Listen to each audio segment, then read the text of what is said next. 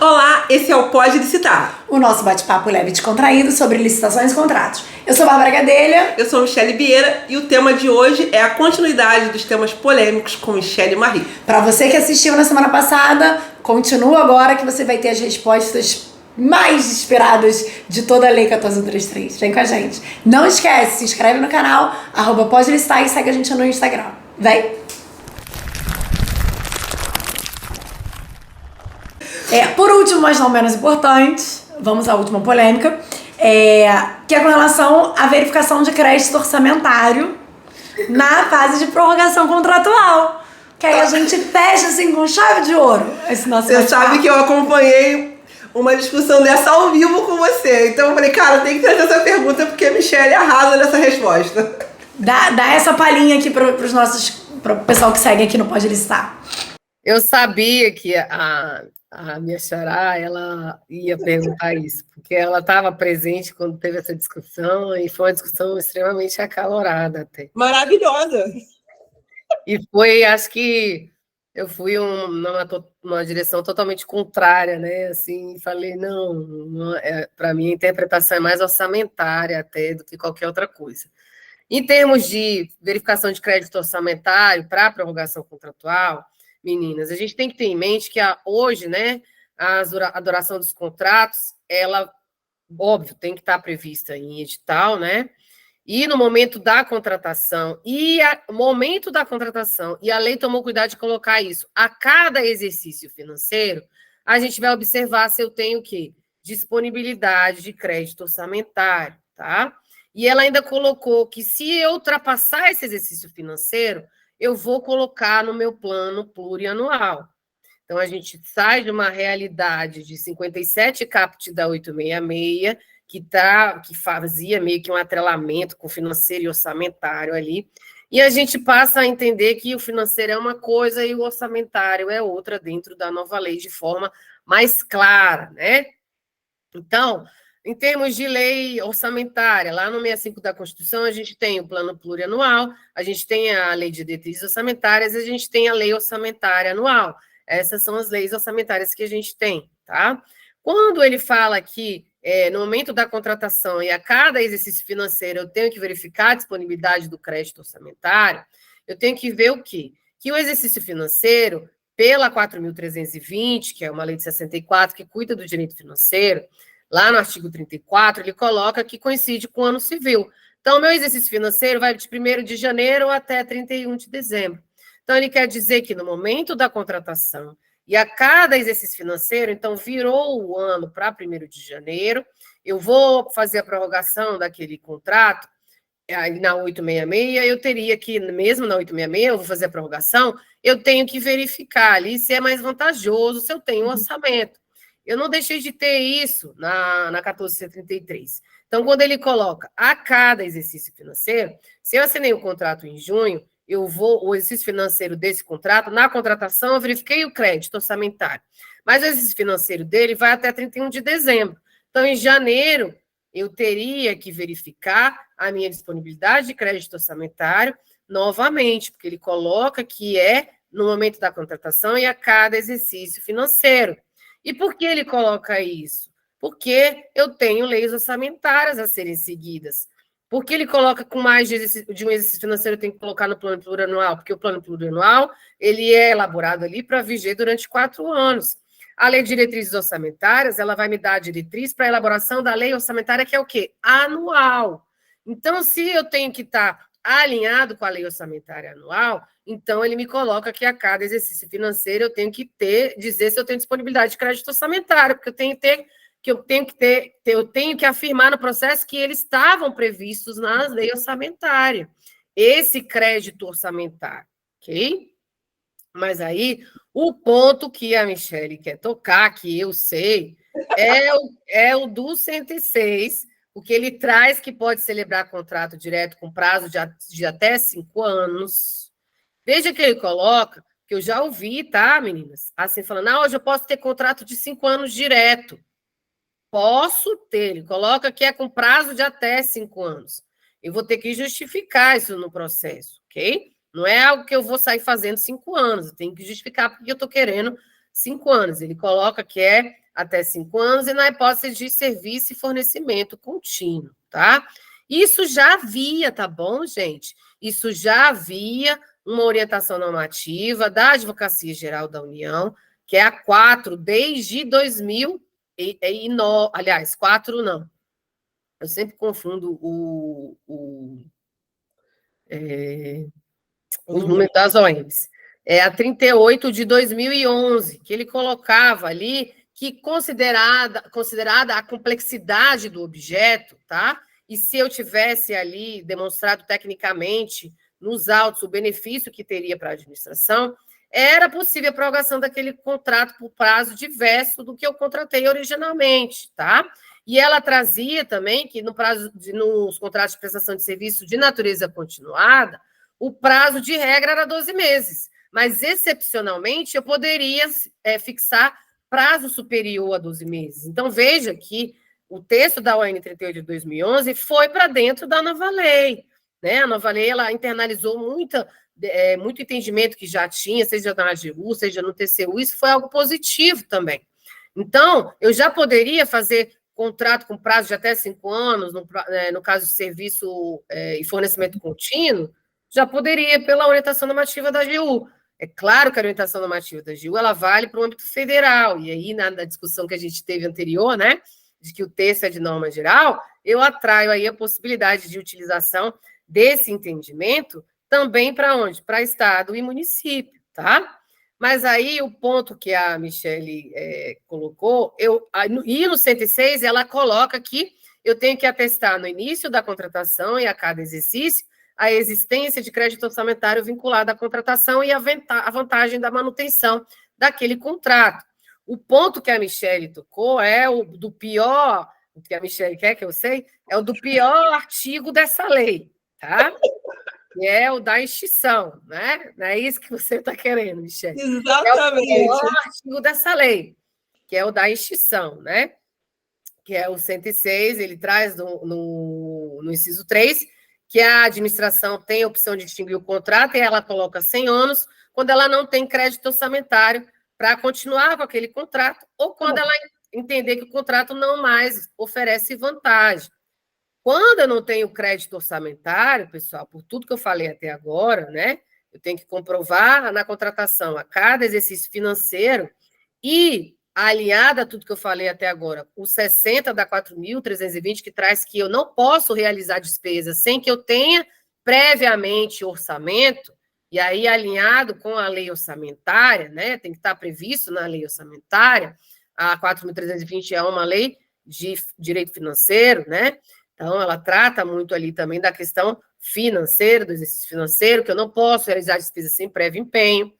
Então, quando eu trago isso, e alinhado com a LRF, com a Lei Complementar 101, que me diz que eu tenho que declarar que eu tenho disponibilidade orçamentária, pessoal, é impossível, na minha opinião, que eu mantenha um contrato sem crédito orçamentário, tá?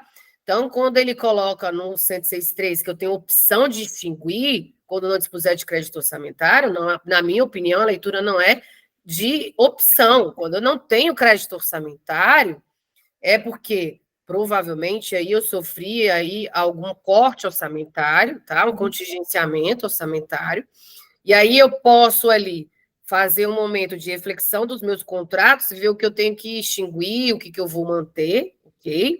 Mas aí, nessa reflexão do que eu tenho que extinguir e o que eu tenho que manter, vejam que, se não tiver alinhado com a lei orçamentária, eu não tiver crédito orçamentário para manter, eu vou extinguir. É isso que ela está dizendo. E eu vou extinguir sem ônus, ok? Então, eu extingo ali sem ônus, por quê? Eu não tenho crédito orçamentário, eu não tenho como pagar. Como é que eu vou ter um ônus de pagar de uma coisa que eu não tenho crédito orçamentário? Então, na questão do crédito orçamentário, para mim é bem clara. O problema maior, tá? Na questão que ele fala, quando não mais oferecer vantagem, né? Aí cria-se todo o problema. Que aí, quando não mais oferecer vantagem, fica algo discricionário e fica algo de conveniência e oportunidade do gestor, né?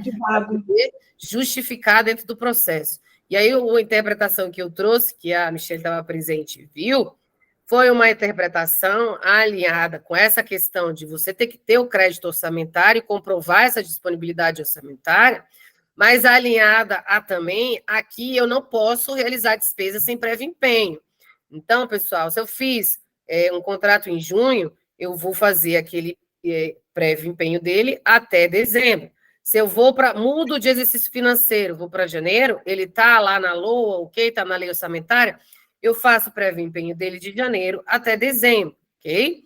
Então tá. Aí quando ela fala, se o contrato não mais oferecer vantagem, eu vou lá e extingo, e posso extinguir ele, ela coloca lá no parágrafo 1º que vai ocorrer, e aí é o problema todo disso, né? Ele coloca que deve ocorrer uma obrigatoriedade ainda coloca apenas, na próxima data de aniversário. E fala que não pode ser inferior a 2 meses contados da data. E aí causa uma confusão tremenda, né, pessoal? Bom, pessoal, a gente já viu que a vigência do contrato de serviço contínuo, isso a AGU já dizia, né? Tem que estar atrelada ao exercício financeiro, tá? E aí eu vou mais além com vocês e vou trazer lá o entendimento da AGU, da ON 4, acho que é 4 meses de 2009, que ele coloca o quê? Que a despesa sem cobertura contratual ela é objeto de reconhecimento de obrigação de indenizar, tá? E aí ele coloca claro que é sem prejuízo de apurar a responsabilidade de quem deu causa. E aí a gente vai tratar de restos a pagar e até mesmo de despesas de exercício anterior, tá? Então, se eu tenho despesa com compromisso de utilização no meu orçamento, mas que não foi paga até 31 de dezembro, eu posso colocar isso em restos a pagar. Então, despesas que eu empenhei e não paguei até 31 de dezembro, eu vou colocar lá em restos a pagar, ok? Na despesa de exercício anterior, dívidas de exercícios encerrados que tenha sido devidamente reconhecido pela autoridade que não foi paga, eu posso colocar e pagar ela como despesa de exercício anterior, tá? E para poder o quê? Configurar que essa despesa é de exercício passado, tá? Isso está atrelado o quê? Ao princípio da vedação do enriquecimento ilícito, ok? Então, despesa de exercício anterior não está escrita em restos a pagar, eu posso reconhecer essa despesa e quitar através de um exercício anterior. E por que eu estou trazendo isso? Para mim, quando ele coloca aqui que é sem ônus, ele quis colocar aqui essa questão da necessidade de indenização sem eu ter cobertura contratual para tanto, ok? Tá? Então, por isso que a Michelle está trazendo isso, que foi isso que eu coloquei lá. Para mim, essa interpretação é mais financeira e orçamentária do que qualquer outra coisa. Existe uma interpretação de que esse sem ônus leva a um entendimento de que eu não vou indenizar por despesas que o contratado tenha feito ali em decorrência do contrato que foi formalizado, que ele assinou. Eu acho difícil ser isso, e acho difícil você levar para o judiciário e não ter essa indenização se você teve uma expectativa ali, você assinou o contrato. Uhum. Então, você teve uma expectativa de que esse contrato, se você assinou ainda mais por 5 anos, você tinha uma expectativa de que esse contrato iria durar 5 anos. E ainda traz interpretações de que o próximo aniversário é daqui 5 anos, ou é no outro ano. Ainda tem esse tipo de interpretação. Mas, para mim, considerando o que eu acabei de dizer para vocês, do exercício financeiro e da questão orçamentária, que são diferentes, então, financeiro é uma coisa, orçamentário é outra. Considerando isso, a lei, ela não tirou a obrigatoriedade de que a cada exercício financeiro eu verifique se o contrato é vantajoso, eu verifique se eu tenho crédito orçamentário. Ela nem poderia fazer isso, porque ela estaria desobedecendo outras leis, por exemplo, que são complementares, como a Lei 101, ok? O que ela quis trazer foi uma certa segurança ali para o contratado, de que ele teria esse contrato, ele tem uma expectativa de manter esse contrato por um determinado período, né? Porque se eu já fiz esse prévio empenho, por exemplo, de junho até dezembro, e está na lei orçamentária, em tese, a administração, para aquele exercício financeiro, em tese, ela teria orçamento, né? Se ela não vai ter orçamento, Então, ela vai ter que justificar por que ela está rescindindo esse contrato. Se ela não tem orçamento, não tem, na minha opinião, não tem como continuar porque não tem orçamento. Agora, conveniência e oportunidade, não, porque ela empenhou naquele exercício financeiro. Então, a lei está lidando com isso. Se eu empenhei naquele exercício financeiro e considerei meu orçamento para aquele exercício financeiro, por que eu estou rescindindo aquele contrato, né? E se eu tenho reserva orçamentária, então que eu assegure para esse contratado que ele pode ter esse pagamento realizado com essa reserva orçamentária. Eu fiquei de escrever um artigo aí com a professora Heloísa, que trata brilhantemente de direito financeiro, que tem a mesma opinião da minha, que esse artigo é mais direcionado ao financeiro e orçamentário do que qualquer outra coisa. E a gente vai escrever aí esse artigo, deixa eu só desafogar um pouco, para poder trazer aí uma luz no fim do túnel. Vou te contar um segredo, Michele. Eu deixei essa pergunta por último e não é à toa, porque eu saí encantada com esse debate. Eu acho que esse dispositivo é um dos mais difíceis que a nova lei trouxe, seja talvez pela forma como ele foi redigido, que talvez traga alguma confusão para quem lê. E eu lembro que eu voltei, né, desse congresso e eu escrevi muitos artigos de várias coisas que eu vi nesse congresso. Vários já publiquei. E esse eu cheguei a escrever e não terminei, porque em algum momento eu mesma fiquei confusa ao começar a escrever. E o título do meu artigo, eu deixei ele até aberto aqui, eu dizia assim: não vendemos fiado, por favor, não insista. E ele começa a fazer uma analogia dessa questão de a gente comprar sem ter a garantia de pagar. E eu parei em 4 páginas, até aberto aqui, porque eu não consegui desenvolver, porque eu acho esse dispositivo muito difícil. E eu tenho estudado mais sobre ele, mas também estou nessa caminhada de escrever algo nesse sentido, voltado, talvez não por uma questão tão técnica como vocês vão fazer, mas para esse desespero de quem tem que aplicar. Por quê? Sim, entendi. Que data que eu olho, né? Eu tô fazendo uma irregularidade se eu não sei se eu tenho orçamento ainda, eu tô prorrogando esse contrato, ou eu preciso desse contrato e ainda que eu não saiba se tem orçamento, isso é justificável seguir? Então, vai mais nesse sentido, mas eu acho esse dispositivo incrível, ainda que eu acho que ele é mal redigido. Mas eu queria muito trazer essa discussão, porque eu acho que muita gente também tem essa dúvida. Acho que essa aula de orçamento e separar o orçamento do financeiro é uma aula que quem começa a trabalhar na administração tem que aprender. Eu aprendi recentemente, assim, fui estudar, mas eu fiz até alguns cursos com relação a isso, porque eu acho que o que você falou é fundamental. Primeiro você tem que olhar a sua LOA. Tá na LOA, não tá na LOA, assim, se não, é a primeira discussão. Você, como você falou na pergunta anterior, tá no PCA, assim, você já estimou que você ia ter esse custo ano que vem? Você botou no PPA? Porque se tá no PPA, por que você mudou de ideia, assim? Sim. Qual é o fato superveniente, né? Quando a gente fala que uma empresa quer pedir reequilíbrio econômico financeiro, a gente exige um fato superveniente. Então, eu tô assim, qual é o fato superveniente para você agora resolver extinguir um contrato que você tinha colocado lá no seu PPA, que ele ia durar 4 anos, aí ele preenchia todo o seu PPA. Então eu acho que é interessante trazer essa discussão, porque a gente tem a PILOA, tem as LOAs, e tudo isso acontece no ano anterior. A gente discutiu antes, pode haver mudança? Pode haver mudança. Mas aí tem que estar tudo instruído, como a gente costuma falar, tem que estar tudo escrito, né? Tudo justificado dentro do processo, para que a gente entenda o que mudou dentro desse planejamento, por que você mudou de ideia, que você empenhou, desempenhou, o que aconteceu no meio do caminho. É como a Mi disse, né? Também tem que ter segurança pro contratado. Sim. A gente imagina que contratos maiores, o próprio contratado até vai trazer valores, né? Custos mais interessantes para a administração pública. E aí, de repente, você ficou lá um ano que só um não quero mais. caro, né? Não tem sentido. Tem que ter segurança jurídica para ambos os lados. É um olhar que a gente... Por isso que ele coloca que seria a próxima data de aniversário, né? Só que isso a interpretação tem que ser sistemática. Acho que até quem escreveu isso depois deve ter lido e falou: meu Deus, o que eu fiz? Fiz bobagem, galera. Que monstro que eu criei. Porque a interpretação tem que ser sistemática. E é por isso que é importante trazer a parte inicial, que fala que a cada exercício financeiro eu tenho que comprovar a disponibilidade de crédito orçamentário e a vantajosidade, tá? Então, assim, vai ser N situações que vai me trazer. No exemplo que eu coloquei, se eu tenho um contrato de junho desse ano que vai durar até junho do ano que vem, Eu empenhei aqui até dezembro deste ano e comprovei aqui que ele está vantajoso até dezembro.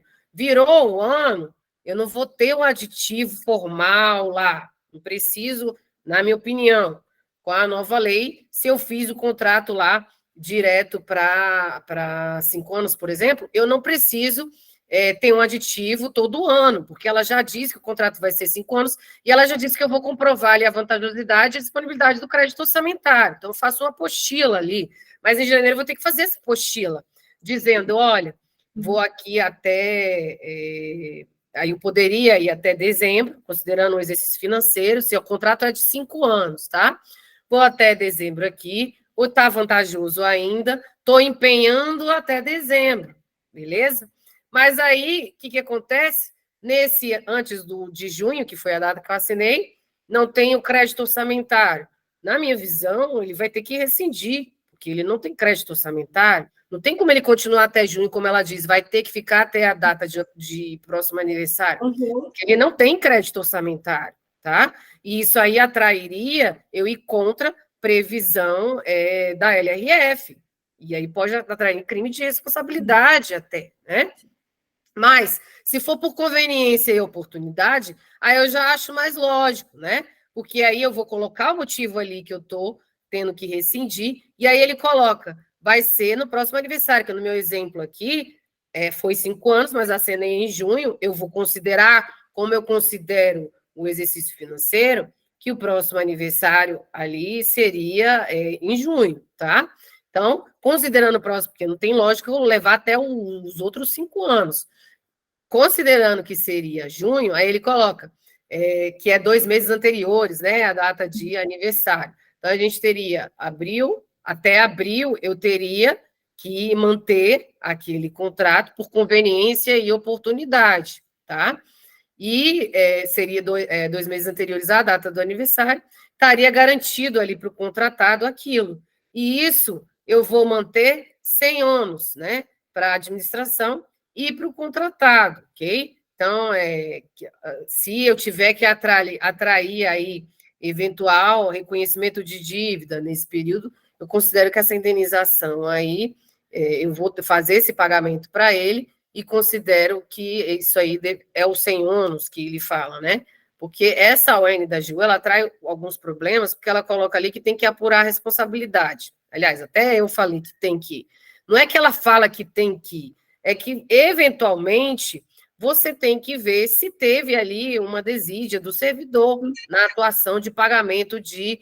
Justamente por quê? Porque eu não posso contrair despesa sem ter orçamento, sem ter prévio empenho. Então, se teve essa desídia do servidor, o que eu vou fazer ali? Eu vou abrir um processo para apurar eventual responsabilidade. Eu nem abro o processo. Eu mando lá para a corregedoria que seja, para ela verificar ali a necessidade de abrir sindicância ou não, de abrir alguma apuração, não, porque ela pode verificar nem a necessidade de abrir para apurar nada. Ou ela abrir a sindicância e não virar processo administrativo disciplinar, enfim. Mas essa orientação normativa da AGU, ela traía muito isso. Então, eu acredito que esse artigo foi no sentido de que, olha, não, isso vai ser indenização, não vai atrair ônus para ninguém, e para tirar essa parte de ter que presumir que tem uma responsabilidade ali a cada reconhecimento de dívida que for feito, viu? Bom, esclarecido, aliás, agora eu vou até terminar meu artigo. Clareou aqui as ideias. Eu vim super animada e me perdi na hora que eu escrevi, achei super difícil. Dizer que a gente mais do que passou do horário, porque a conversa tá sendo sensacional, maravilhosa. Acho que a Bárbara agora entendeu, porque eu tava o dia inteiro descompensada e animada para receber você, que é realmente maravilhoso ouvir você falar. Fica muito mais simples entender algumas coisas que a gente olha e fala, meu Deus, como que eu sigo? Tenho certeza que essa percepção de quem tá nos ouvindo também agora. E por último, como a gente sempre pede, eu queria te pedir uma dica de ouro. O que você diria pra gente que tá aqui no dia a dia, como alguém que tá aí do outro lado, né, cuidando para que a gente faça as coisas certinhas e que ajude a gente nessa caminhada? Bom, eu vou dar 2, Michele. Você pediu eu vou dar 2. A primeira, pessoal, regulamentem, tá? Façam seus normativos, observem a governança. O Rio publicou um decreto de governança que eu achei excelente, tá? E regulamentando a parte de governança aí, eu achei excelente o decreto do Rio. Façam os normativos de vocês, regulamentos de vocês. Eu costumo dizer que o que não é regulamentado deixa um espaço aberto a ser preenchido. E aí vai vir Tribunal de Contas, vai vir Judiciário, se a questão for levada para o Judiciário, e ele vai preencher aquilo ali, tá? Porque vocês não fizeram o dever de casa, não fizeram o regulamento, não tem norma interna. Alguém vai vir e vai preencher aquela lacuna. Então, a primeira coisa, fazer os regulamentos, fazer a norma interna, para poder aplicar a nova lei com responsabilidade. Faça um plano de ação para aplicação da lei, né? A gente já está quase aí com ela vigendo plenamente, se Deus quiser. Eu sei que para um município que não tenha feito nada vai ser praticamente impossível, mas se você apresentar um plano de ação, de implementação, já é alguma coisa, já é um passo, né? De você dizer que está querendo ali fazer acontecer. E o segundo é motivação. Motivem os atos do processo licitatório. E motivem dentro do processo licitatório. O que não está no processo, não está no mundo. E é pela motivação que eu controlo o ato. Então, a primeira coisa que um órgão de controle olha é a motivação para praticar aquele ato, tá? Para ver o que te levou a tomar essa ou aquela decisão, ok? Então, motivação também fica aí como uma dica de ouro, xará. Muito obrigada, meu amor. Olha, eu vou deixar até a Bárbara encerrar, porque senão eu não vou conseguir agradecer, dizer o quanto que eu estou honrada de receber você aqui no Pode Licitar, muito feliz mesmo. Algumas pessoas que nos assistem certamente têm a oportunidade de te conhecer pessoalmente. Tenho vários amigos que te conhecem pessoalmente, no íntimo, né? E eu tenho a oportunidade de falar com você às vezes no WhatsApp, você está no Brasil, eu estou aqui no Rio, e é mais do que tudo que você trouxe. A pessoa que você me encanta assim num lugar muito especial, pela mulher forte que você generosa que você né, que dá a mão e vai trazendo e vai enganjando. Então assim, mais do que tudo que você trouxe em técnica, conhecimento, é dizer que eu sou sua fã com a mulher que você é. Mas deixa a Bárbara falar, senão eu vou ficar tietando aqui. Nossa, a gente só tem realmente a agradecer, porque foram esclarecimentos de diversos temas que já permearam aqui e que a gente escuta nos lugares em que a gente vai dar aula, nos órgãos onde a gente trabalha, né? Tanto é que a gente trouxe as nossas perguntas também, porque lá no órgão que eu trabalho a gente tem a câmara técnica, então tem pergunta que às vezes a gente se engalfinha lá para tentar resolver e não consegue. Então é importante a gente ter alguém, um porto seguro, que traga essas respostas, e você hoje foi esse nosso porto seguro. Você trouxe essas respostas pra gente e conseguiu esclarecer, né? Algumas pessoas ficaram felizes, outras não. É a vida. Mas, de certa forma, esclarecer de um modo geral e acalentar todo mundo, né? A lei se aplica a todos, o que vale, o que não vale. Então, assim, somente mesmo agradecer. Queria aproveitar e pedir para você a sua rede social, para quem quiser te seguir, te acompanhar, ver suas novidades aí pela Instagram, como que a gente faz para te acompanhar? A minha rede social é @Michele Marri, Michele com 2 L's e no final, Marri é Marry. Agradeço sempre a minha mãe, né, a ter me colocado esse nome abrasileirado, que eu tenho que soletrar todas as vezes que eu vou falar, né? Mas ficou aí, é @Michele Marri, ADV. Então, a Michele Marri tudo junto, ADV tudo junto, @Michele Marri, ADV. Espero vocês lá no Instagram, eu tento também ajudar por lá. Meninas, só eu tenho muito a agradecer, tá? Então, de minha parte, foi um prazer, uma honra enorme estar aqui com vocês para debater temas da nova lei, que precisa ser usada, que precisa ser implementada, para ela poder ser aperfeiçoada, para os institutos poderem tomar o jeitinho deles, a carinha deles, e a própria lei ter a carinha dela, né? Somos nós que vamos aplicar, somos nós que vamos dar a carinha da nova lei. Vocês também vão dar, né? Vocês também são aplicadores da nova lei. Por fim, nós não estamos sozinhos na administração pública, né? Eu falo administração pública como um grande órgão aí que abarca e abraça todos, né? Então, a gente tem que caminhar, e eu vivo falando isso, uma administração pública de colaboração, né? Então, sempre contem comigo para trazer aí, talvez, entendimentos que vão gostar ou não, uma coisa que aprendi na vida, é outra dica de ouro, você não agrada a todos e tá tudo bem, não é assim? Então, mas contem comigo para participar de debate, para a gente poder aperfeiçoar os temas. Parabéns mais uma vez pelo trabalho que vocês desenvolvem, por trazer debates importantes, por levar essa informação, esse acesso para outros servidores, para a gente criar essa corrente aí de aplicação responsável, vamos colocar assim, né? Da nova lei de licitações e contratos. Foi um prazer enorme, uma honra estar com vocês. Só tenho a agradecer o convite, de verdade. Obrigada, meu amor. Beijo, até breve. Até a próxima. Até a próxima. Tchau, tchau.